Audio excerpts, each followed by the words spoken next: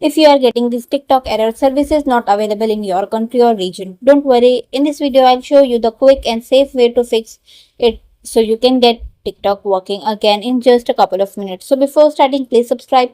First, understand why this happened. TikTok might be restricted in your country due to regional bans or App Store limitations. To confirm, open Google Play Store or App Store and check if TikTok is visible. If it's not showing, it's likely blocked in your region, but you can still access it safely.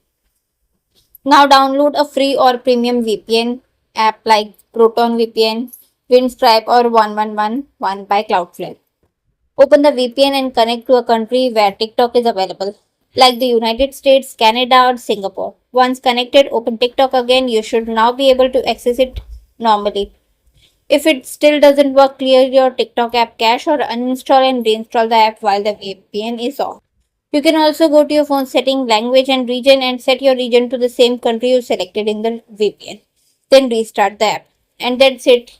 Your TikTok should now be working again. If this helped, hit the like button, subscribe for more quick tech fixes and drop a comment if you are still facing issues.